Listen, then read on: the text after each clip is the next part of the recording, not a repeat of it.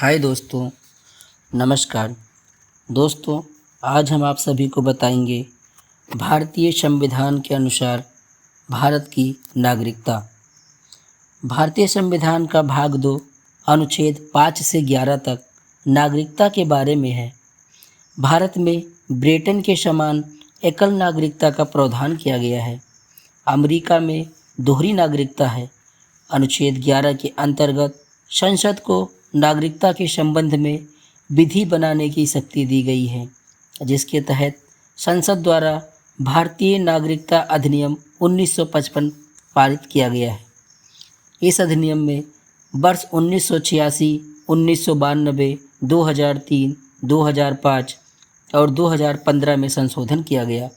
यह अधिनियम वर्तमान भारतीय नागरिकता संबंधी प्रावधान करता है।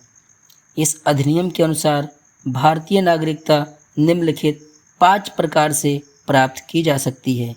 नंबर 1, जन्म से।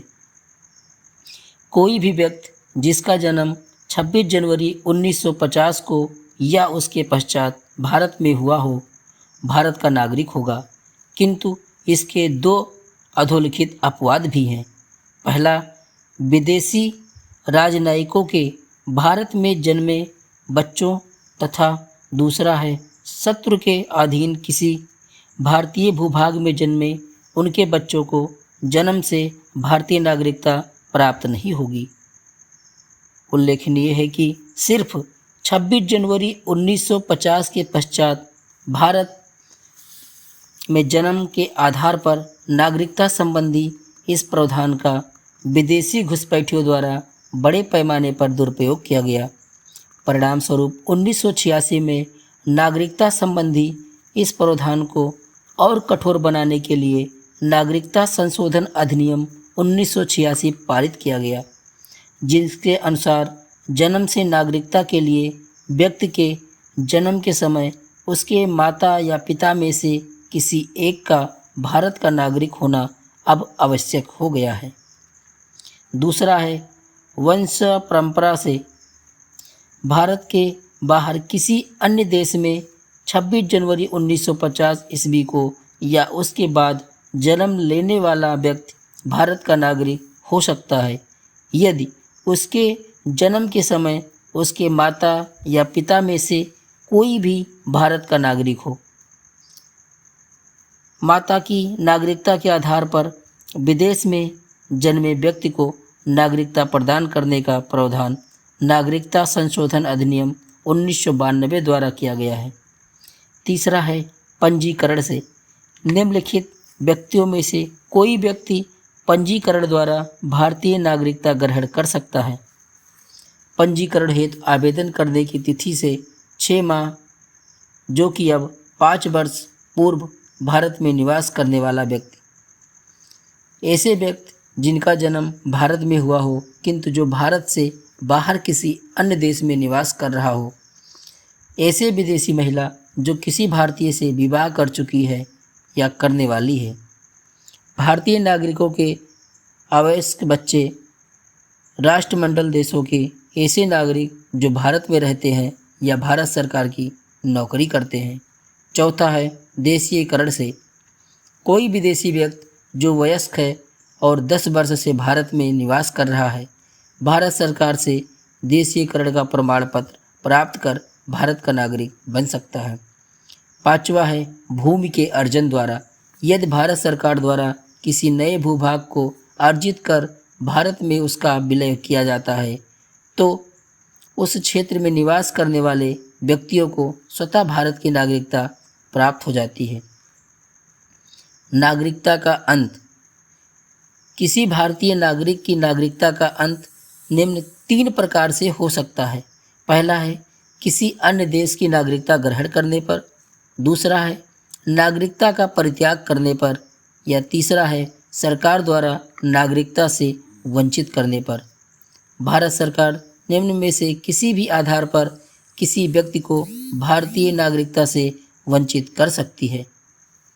पहला है संविधान के प्रति अनिष्ठा दिखाने पर, युद्ध काल में शत्रु की सहायता करने पर, गलत तरीके से नागरिकता प्राप्त करने पर। चौथा है पंजीकरण या देशीयकरण द्वारा नागरिकता प्राप्त करने के 5 वर्ष के भीतर किसी अन्य देश द्वारा 2 वर्ष की सजा पाने पर। अगला है किसी भारतीय स्त्री द्वारा विदेशी पुरुष से विवाह करने पर या लगातार 7 वर्ष तक भारत से बाहर रहने पर। संविधान में नागरिकता संबंधी उपबंध। संविधान के लागू होने पर नागरिकता के अधिकार संबंधी प्रावधान अनुच्छेद 5 से 8 के तहत दिए गए हैं। अनुच्छेद 5 संविधान के प्रारंभ पर नागरिकता के बारे में है। इसके अनुसार संविधान के आरंभ पर ऐसा प्रत्येक व्यक्ति भारत का नागरिक होगा जिसका भारत में अधिवास है और उसका या उसके माता पिता में से किसी का भारत में जन्म हुआ हो अथवा जो कम से कम 5 वर्ष से भारत में निवास कर रहा हो। अनुच्छेद 6 पाकिस्तान से भारत आने वाले व्यक्तियों की नागरिकता के अधिकार के बारे में है। इसके अनुसार ऐसा व्यक्ति जो पाकिस्तान से भारत आया है भारत का नागरिक समझा जाएगा यदि उसका या उसके माता पिता या पितामह या पितामही या मातामह या मातामही में से किसी का जन्म अविभाजित भारत में हुआ हो और या तो वह 19 जुलाई 1948 के पूर्व भारत आकर सामान्यतया रह रहा हो या उसके पश्चात आया हो किंतु संविधान के लागू होने के पूर्व भारतीय नागरिक के रूप में पंजीकरण करा लिया हो। अनुच्छेद 7 पाकिस्तान को प्रव्रजन करने वाले व्यक्तियों की नागरिकता के अधिकार के बारे में है।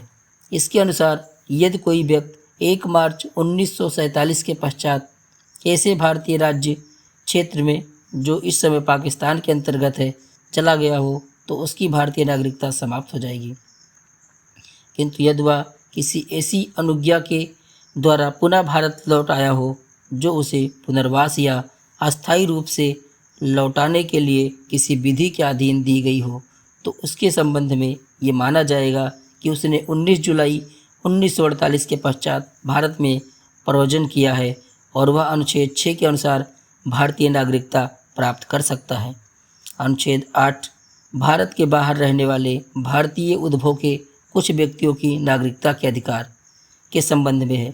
इसके अनुसार यदि कोई व्यक्ति स्वयं या उसके माता पिता या पितामह या पितामही अथवा मातामह मातामही में से कोई भारत में जन्म हुआ हो किंतु वह भारत के बाहर किसी अन्य देश में रह रहे हों तो उसे भारतीय नागरिक समझा जाएगा यदि उसने संविधान के प्रारंभ के पूर्व या पश्चात उस देश के भारतीय राजनयिक को नागरिकता हेतु आवेदन किया हो तथा राजनयिक ने उसे भारतीय नागरिक के रूप में रजिस्ट्रीकृत कर लिया हो। अनुच्छेद 9 के अनुसार जब कोई व्यक्ति स्वेच्छावश किसी विदेशी राज्य का नागरिक हो जाता है तो उसकी भारतीय नागरिकता स्वतः समाप्त हो जाती है। अनुच्छेद 10 के अनुसार किसी व्यक्ति की नागरिकता विधि के उपबंधों के अधीन सिर्फ संसदीय विधि द्वारा ही ली जा सकेगी, किसी अन्य प्रकार से नहीं। अनुच्छेद 11 के अंतर्गत संसद को नागरिकता के संबंध में विधि बनाने की शक्ति दी गई है। दोहरी नागरिकता दिसंबर 2003 में लक्ष्मीमल सिंघवी समिति की सिफारिश पर नागरिकता संशोधन विधेयक 2003 संसद द्वारा पारित किया गया। इसके द्वारा विदेशों में बसे भारतीय मूल के लोगों को सीमित रूप में भारतीय नागरिकता प्रदान करने का प्रावधान किया गया है। इसे ओवरसीज सिटीजनशिप ऑफ इंडिया नाम दिया गया है, जिसे सामान्यतया दोहरी नागरिकता कहा जाता है। इसके अंतर्गत अमेरिका, ब्रिटेन, स्विट्जरलैंड, नीदरलैंड सहित कुल 16 देशों स्विट्जरलैंड, पुर्तगाल, फ्रांस, स्वीडन, न्यूजीलैंड, यूनान, Cyprus, Italy, Finland, Ireland, Netherland, Britain तथा यूएसए में बसे भारतीय प्रवासी को ओवरसीज नागरिकता प्रदान करने का प्रावधान किया गया है।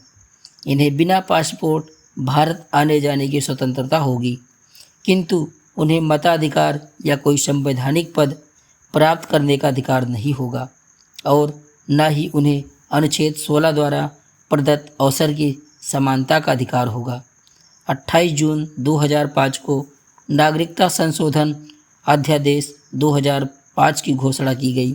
इसके द्वारा नागरिकता अधिनियम में पुनः संशोधन कर यह प्रावधान किया गया कि कोई भी प्रवासी भारतीय जो किसी ऐसे देश में रह रहा हो जहां दोहरी नागरिकता का प्रावधान है, सीमा पर आए भारतीय नागरिकता प्राप्त कर सकता है।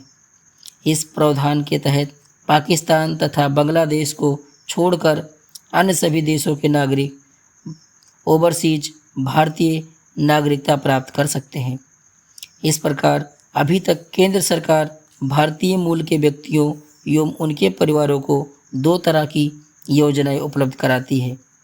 पहला है भारतीय मूल के व्यक्तियों का कार्ड और दूसरा है विदेशी भारतीय नागरिकों का कार्ड। नागरिकता संशोधन विधेयक 2015 में पीआईओ द्वारा तथा ओसीआई कार्ड योजनाओं के विलय का प्रावधान है। ज्ञातव्य है कि 2 मार्च 2015 को यह विधेयक लोकसभा द्वारा तथा 4 मार्च 2015 को राज्यसभा द्वारा पारित कर दिया गया है।